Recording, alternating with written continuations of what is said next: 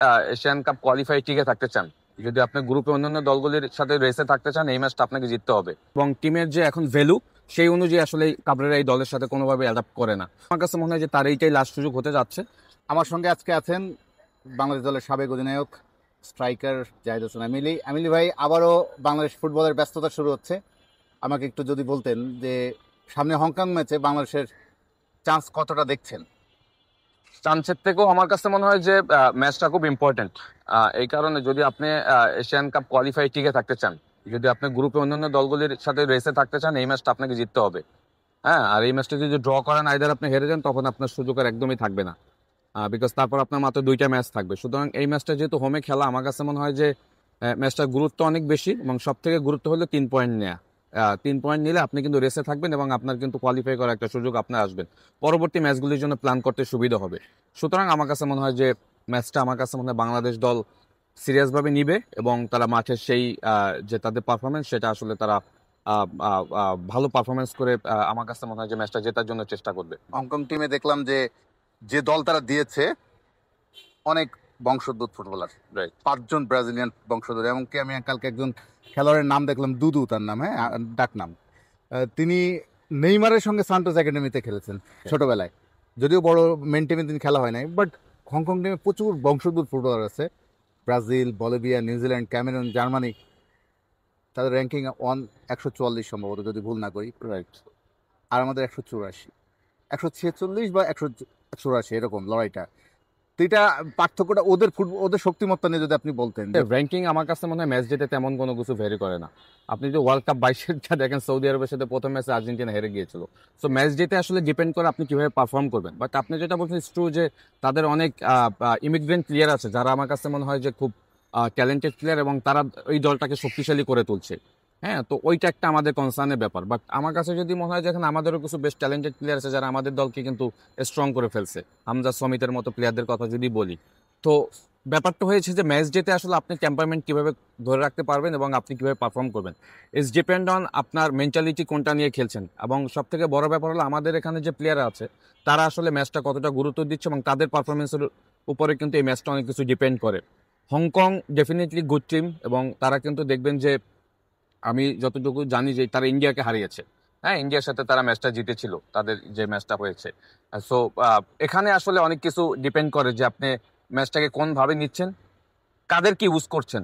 এখানে কোচের একটা বড় ভূমিকা থাকবে। শুধু আমি বলবো যে Hong Kong more strong team, but যেহেতু ম্যাচটা আমাদের হোমে, আমাদের এই অ্যাডভান্টেজটা কাজে লাগাতে হবে, এবং আমরা কোন ফরমেশনে খেলবো, কোন সিস্টেম অফ প্লেতে খেলবো, সেইটা প্লেয়ার অ্যাডাপ্ট করতে পারবে কিনা, সেটা দেখার বিষয়। এবং আমি মনে করি যে সেইটা বাংলাদেশ দল করতে পারলে হংকং যত স্ট্রং হোক, আমাদের জেতার সম্ভাবনা থাকবে। আপনি যেটা বলছেন ঘরের মাঠের সুবিধা, সুবিধা হচ্ছে সিঙ্গাপুরের ম্যাচেও ছিল, রাইট। প্রচুর ক্রাউড ছিল। বাংলাদেশের প্রথমবার হামজা চৌধুরীর দেশের মাঠে অভিষেক হলো, সমিত আসলো, রাইট। কিন্তু আমরা ম্যাচটা হেরে গেলাম। রাইট। সেই ম্যাচটা হেরে যাওয়ার আমরা ওখানে কি শিক্ষা নিলাম, এবং এখন কোন ভুল করা যাবে না হংকং এর ম্যাচে? সিঙ্গাপুর ম্যাচে যেটা হয়েছে, আমার কাছে মনে হয় যে আমার শুরুতেই একটু লো ডিফেন্ডিং খেলেছি, আমরা প্রেসিং করি নাই। আপনি দেখেন সেকেন্ড হাফে যখন আমরা প্রেস করছি ওদেরকে, ওরা কিন্তু খেলাটা মানে এলোমেলো করে ফেলছে, ওরা গুছাতে পারছিল না। বাট ওরা যখন ওদেরকে যখন সুযোগ দিয়েছি, তখন কিন্তু ওরা খেলা গুছিয়ে কিন্তু গোলগুলি বের করে নিয়েছে। বাট আপনি যদি শুরু থেকে একটু হাই প্রেসিং করেন হংকংকে, আমার কাছে মনে হয় যে যেটা আমাদের জন্য খুব বেটার হবে। এটা আমার আমার আমার প্রেফারেন্স থাকবে যে কোচ যদি ফার্স্ট 15 to 20 মিনিটস একটা হাই প্রেসিং ফুটবল খেলে, সেখান থেকে যদি আপনি একটা গোল আদায় করে নিতে পারেন, তখন কিন্তু আপনি হংকংকে বিপদে ফেলতে পারবেন, যেটা সিঙ্গাপুরকে করতে পারেননি। এবং ওখান থেকে ওই শিক্ষাটা নেওয়া উচিত। এবং সেকেন্ড হাফে যখন আমরা গোল দিলাম, তখন আমাদেরকে দেখা গিয়েছে যে আমাদের কিছু প্লেয়ার চেঞ্জিং এর ক্ষেত্রে আমাদের কিছু মিস্টেক ছিল। রাকিবকে আপনি রাইট ব্যাকে নিয়ে গেছেন, যে কিনা গোল করেছে।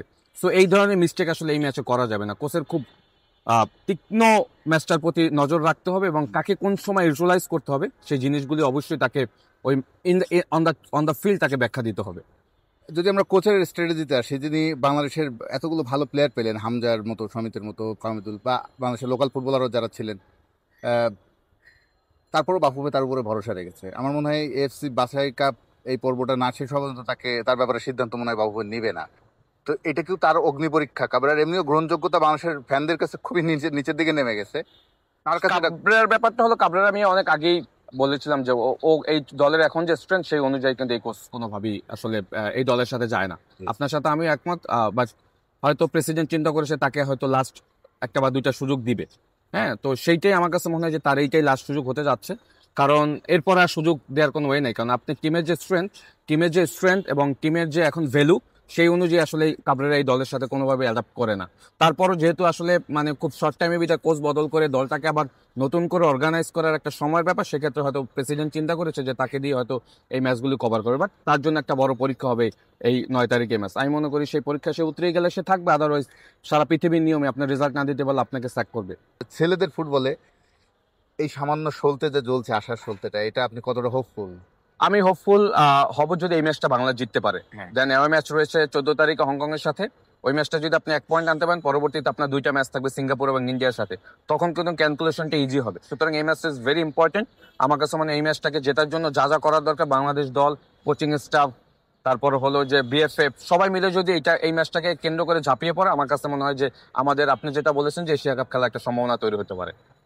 থ্যাংক ইউ, আমিলি ভাই। Thank you.